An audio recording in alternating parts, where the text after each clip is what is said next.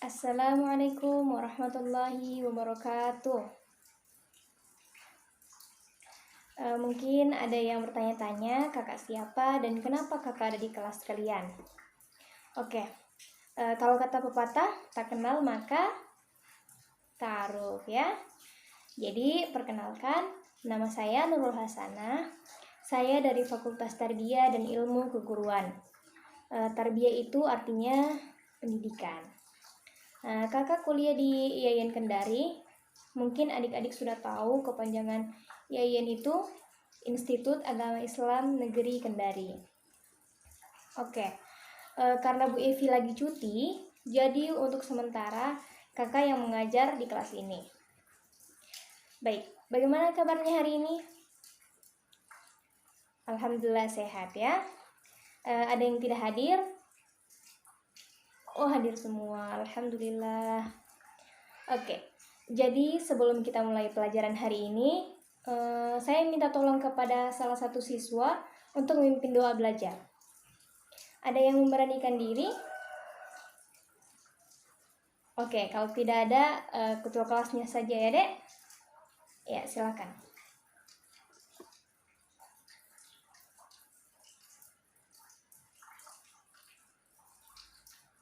Amin. Oke, jadi hari ini kita akan lanjutkan pelajaran minggu lalu. Sekarang kita masuk di bab sejarah masuknya Islam di Indonesia. Tentu adik-adik bertanya-tanya, kok kita bisa sih jadi muslim? Orang tua kita kok bisa sih jadi muslim? Nah, kita akan bahas di sini. Jadi adik-adik, dalam sejarah masuknya Islam di Indonesia itu ada 4 teori. Ada teori Gujarat, teori Persia, teori Cina, terus teori Mekah. Nah, kita bahas satu persatu ya. Yang pertama, teori Gujarat.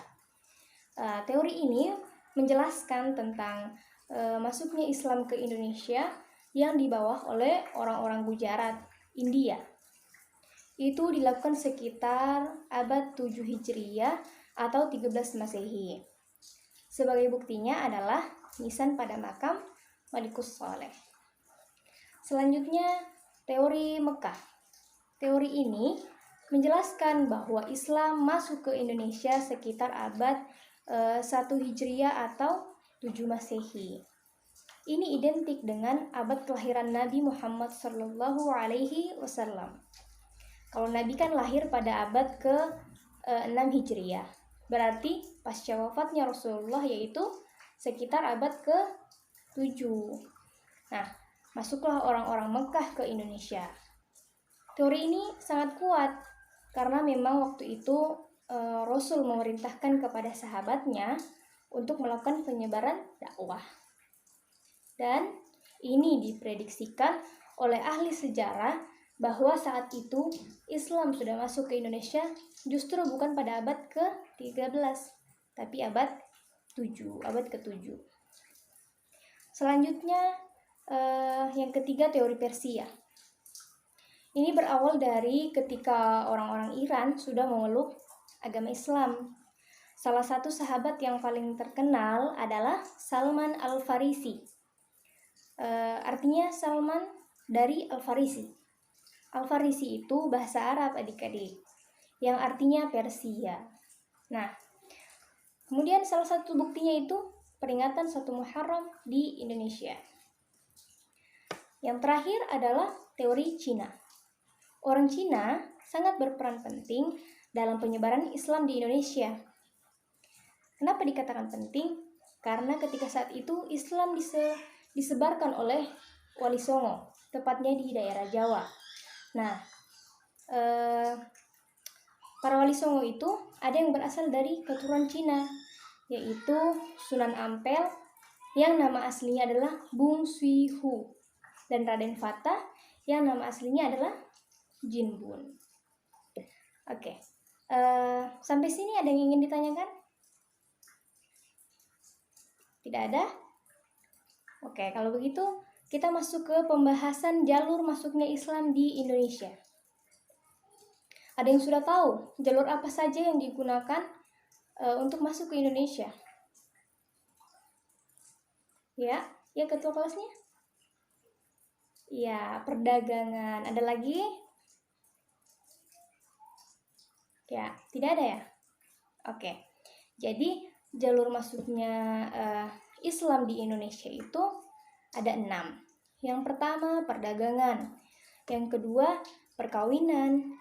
Yang ketiga, pendidikan. Yang keempat, kesenian. Yang kelima, tasawuf. Dan yang terakhir adalah kesultanan. Yang pertama, perdagangan. Mula-mula, para pedagang itu datang ke wilayah Indonesia. Karena dulu, Indonesia dikenal dengan negara yang kaya akan rempah-rempah. Dan kemudian menetap di wilayah tersebut. Setelah itu, mereka melakukan perdagangan. Ada beberapa orang yang melakukan perkawinan dengan orang-orang pribumi. Setelah mereka melakukan perkawinan dengan orang-orang pribumi, kemudian akan lebih erat hubungannya lagi kalau yang mereka nikahi itu adalah seorang putri dari tokoh penting ya. Nah, kemudian karena proses pernikahan telah terjadi, maka otomatis masyarakat pribumi masuk ke dalam agama Islam. Karena saat itu masyarakat pribumi masih menganut paham animisme, dinamisme kan. Nah, kemudian setelah menikah, mereka melakukan proses akumulasi pendidikan. Nah, karena bisa dilihat bahwa Islam menyebar ke Indonesia dilihat dari wilayah pendidikannya. Seperti Aceh, ada Munasah, Daya, Rangkang, kan? Ada juga di Sumatera Barat, ada Surau, dan wilayah-wilayah lain juga.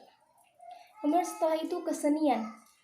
Ada beberapa tokoh yang menggunakan kesenian sebagai jalur penyebaran Islam, seperti Sunan Kalijaga dengan wayangnya, terus Sunan Bonang dengan gamelannya kan, dan lain-lain. Kemudian setelah mereka memeluk agama Islam, mereka melakukan tasawuf. Apa itu tasawuf? Tasawuf itu artinya upaya membersihkan hati dengan perilaku terpuji dan meninggalkan perilaku tercela. Nah, kemudian masuk pada kerajaan atau kesultanan. Nah, masyarakat yang sudah terbentuk tadi kemudian membentuk kerajaan. Misalnya di Sumatera ada kerajaan Samudra Pasai. Terus di Jawa ada kerajaan Demak, Mataram. Seperti itu. Di Sulawesi? Iya deh, di Sulawesi juga ada. Ada kerajaan Goa Talo, kan? Yang menyebarkan dakwah di sini itu mubalil dari Sumatera, Jawa, dan Malaka. Oke. Dari pembahasan kakak tadi, sampai sini ada yang ingin bertanya? Tidak ada? Oke, baik. Kita lanjut di pembahasan pengaruh Islam terhadap perkembangan bangsa Indonesia. Ada nggak sih pengaruh Islam terhadap berkembangnya bangsa Indonesia? Ada enggak? Tentu ada ya, yaitu misalkan di bidang arsitektur. Kita lihat, di Indonesia banyak kaligrafi dan arsitektur masjid dan banyak lagi kan arsitektur. Kemudian di bidang pendidikan, ada pesantren-pesantren. Kemudian di bidang apa lagi? Di bidang sosial, yaitu tidak menampakkan sistem kasta. Seperti itu. Oke, sampai di sini ada yang ingin ditanyakan? Tidak ada? Kalau begitu kakak kasih tugas ya. Tugasnya merangkum apa yang sudah kakak jelaskan tadi. Oke. Baik. Terima kasih adik-adik. Sampai jumpa di pertemuan selanjutnya. Sebelum kita istirahat, kita baca sama-sama doa kafaratul majelis. Bismillahirrahmanirrahim. Subhanakallahumma wa bihamdik, asyhadu an la ilaha illa anta, astaghfiruka wa atubu ilaik. Wassalamualaikum warahmatullahi wabarakatuh.